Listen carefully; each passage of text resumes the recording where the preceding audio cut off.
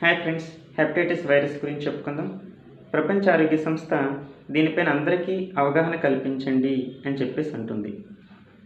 హెచ్ఐవితో పోలిస్తే హెపటైటిస్కి ఇన్ఫెక్టివిటీ చాలా ఎక్కువ అని చెప్పేసి అంటాం. 100 times మోర్ ఇన్ఫెక్టివ్ అని చెప్పేసి అంటాం.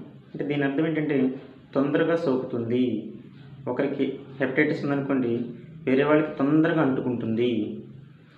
ఒక చుక్క రక్తంలో 70 పార్టికల్స్ హెచ్ఐవి ఉంటే 1,00,000 పార్టికల్స్ హెపటైటిస్ ఉంటాయి. హెచ్ఐవి బయట కొన్ని గంటలు మాత్రమే బ్రతుకుతుంది. హెపటైటిస్ ఒక వారం పాటు బ్రతుకుతుంది. హెచ్ఐవి బాడీ మొత్తాన్ని డ్యామేజ్ చేస్తే హెపటైటిస్ లివర్ని డ్యామేజ్ చేస్తుంది. మన అదృష్టం ఏంటంటే హెపటైటిస్కి వ్యాక్సినేషన్ ఉంది. హెపటైటిస్లో 5 రకాలు ఉన్నాయి.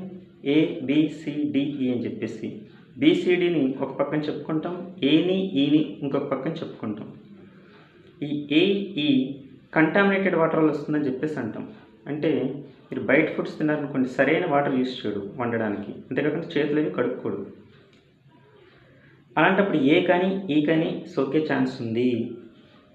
అది సోకినట్టు ఎలా ఉంటుందంటే మీకు జ్వరం, వామిటింగ్స్, మోషన్స్, జాండిస్, పచ్చకామెరలు వచ్చేస్తాయి. మోషన్స్తో పాటు పచ్చకామెరలతో పేషెంట్ ప్రజెంట్ చేస్తాడు. అయితే ప్రాబ్లం ఏంటంటే చాలాసార్లు మోషన్స్ అయినప్పుడు పేషెంట్ని ఏమైనా బయట తిన్నామని అడుగుతాం. 2 రోజుల ముందు తిన్నానని చెప్పేసి అంటాడు. ఈ హెపటైటిస్తో ప్రాబ్లం ఏంటంటే తిన్న నెల తర్వాత వస్తుంటాయి ఇలాంటి కంప్లైంట్స్. సో చాలాసార్లు పేషెంట్కి గుర్తుండదు బయట తిన్నానని విషయం. అయితే తగ్గొచ్చు, లేదా లివర్ ఫెయిల్ అయిపోవచ్చు. 2 ఎక్స్ట్రీమ్స్ ఉన్నాయి, ఏ కానీ ఈ కానీ. ఈ ప్రెగ్నెంట్ లేడీస్లో వస్తే చాలా ప్రమాదం ఇచ్చుకుంటుంది అని చెప్పేసి అంటాం. అందుకే ప్రెగ్నెంట్ లేడీస్ని బయట ఏమీ తినొద్దు అని చెప్పేసి అంటాం. ఏమైనా వచ్చినప్పుడు, ఇన్ఫెక్షన్ వచ్చినప్పుడు ఈవెన్ పారాసిటమాల్ కూడా ఇవ్వకూడదు. పారాసిటమాల్ ట్యాబ్లెట్ కూడా ఇవ్వకూడదు. వామిటింగ్స్ అవుతున్నాయి కదా అని వామిటింగ్ ట్యాబ్లెట్, జ్వరం ఉంది కదా అని పారాసిటమాల్ ట్యాబ్లెట్ ఇవ్వకూడదు. అదృష్టం ఏంటంటే హెపటైటిస్ ఏకి వ్యాక్సినేషన్ ఉంది. 2 డోసెస్ చేయించుకోవాలి. ఈకి ఇండియాలో ఇంకా వ్యాక్సినేషన్ లేదు, భవిష్యత్తులో రావచ్చేమో. ఇంకా BCD చూద్దాం. బి అనేది సెక్షువల్ కాంటాక్ట్ ద్వారా, బ్లడ్ కాంటాక్ట్ ద్వారా వస్తుందని చెప్పేసి అంటాను.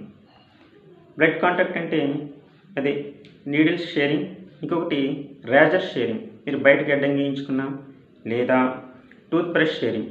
వేరే వాళ్ళ బ్లడ్ కాంటాక్ట్ అయితే ఇది B కానీ, C కానీ, D కానీ రావచ్చు.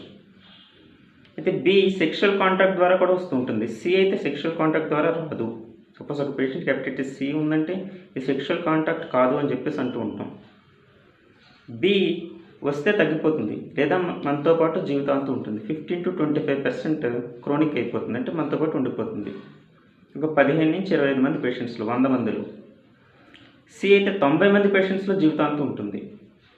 D అనుకోండి, B వచ్చిన వాళ్ళకి D వస్తూ ఉంటుంది. సపోజ్ Bకి వ్యాక్సినేషన్ చేయించుకున్నారనుకోండి, D రాకుండా ఉంటుంది. Cకి వ్యాక్సినేషన్ లేదు. సో B రాకుండా అందరూ వ్యాక్సినేషన్ చేయించుకోవాలని చెప్పేసి అంటాం. 3 డోసెస్ ఉన్నాయి, 0, 1 month, 6 months. ఈరోజు చేయించుకుంటే నెల తర్వాత ఒకటి, 6 నెలల తర్వాత ఒకటి. వీటికి సరైన ట్రీట్మెంట్స్ లేవు. రాకుండా చేయడమే మెయిన్ థింగ్. Cకి అయితే ఈ మధ్య ట్రీట్మెంట్స్ వస్తున్నాయి, బట్ తగ్గుతుందో లేదో పూర్తిగా చెప్పలేం. అందరూ కూడా వ్యాక్సినేషన్ చేయించుకోవాలని చెప్పేసి అంటూ ఉంటాం. Cకి అయితే వ్యాక్సినేషన్ లేదు. Cకి మెజర్మెంట్ ఏంటి, ఎలా రాకుండా చూసుకోవాలంటే షేరింగ్ ఆఫ్ నీడిల్స్. ఎప్పుడైనా మీకు దెబ్బ తగిలినప్పుడు దాన్ని జాగ్రత్తగా కవర్ చేసుకుని వేరే వాళ్ళు బ్లడ్ కాంటాక్ట్ అవ్వకుండా చూసుకోవాలి. బ్రషెస్ షేర్ చేసుకోకూడదు. మీ సొంత గ్రూమింగ్ కిట్ పెట్టుకోవాలి. మీ సొంతంగానే గడ్డం గీసుకోవాలి. ఇలాంటివి చెప్తూ ఉంటాం హెపటైటిస్ C రాకుండా. ఎందుకంటే ఈ మధ్యకాలంలో ఎక్కువైపోతున్నాయి కేసెస్. అంటే ఇన్సిడెన్స్ రేట్, కొత్త కేసెస్ చాలా ఎక్కువైపోతున్నాయని చెప్పేసి అవగాహన కల్పించండి అని చెప్పేసి ప్రపంచ ఆరోగ్య సంస్థ అంటూ ఉంది. సో Bకి వ్యాక్సినేషన్ చేయించుకుంటే D రాకుండా ఉంటుంది. Cకి అయితే వ్యాక్సినేషన్ లేదు. Aకి వ్యాక్సినేషన్ ఉంది. సో వ్యాక్సినేషన్ ఉన్న అన్నింటినీ మీరు చేయించుకోవాలి. సపోజ్ మా డయాబెటిక్ పేషెంట్స్కి కంపల్సరీ హెపటైటిస్ వ్యాక్సినేషన్ చేస్తూ ఉంటాను. ఒకవేళ చేయించుకోకపోతే ఏమవుతుంది, లివర్ పాడైపోతుంది. B వచ్చినా, C వచ్చినా, A వచ్చినా హెపటైటిస్ అని పదానికి అర్థం లివర్ పాడైపోతుంది. ఒకసారి అయితే లివర్ క్యాన్సర్ కానీ, లివర్ సిరోసిస్ కానీ, లివర్ వెంటనే ఫెయిల్ అయిపోవడం కానీ జరుగుతూ ఉంటుంది. అయితే చాలాసార్లు హెపటైటిస్ మనలో ఉన్నట్టు తెలియదు. ఒక్కొక్కసారి సిమ్టమ్స్ ఏమి ఉండవు. సో స్క్రీనింగ్ చేయించుకుంటూ ఉండాలి.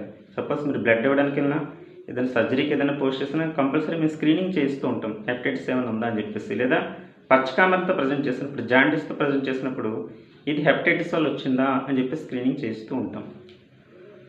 ఓకేనా ఫ్రెండ్స్, మీకు ఇలాంటి ఏదైనా డౌట్స్ ఉంటే ఖచ్చితంగా స్క్రీనింగ్ చేయించుకోవాలని చెప్పేసి అంటూ ఉంటాం. Bye friends.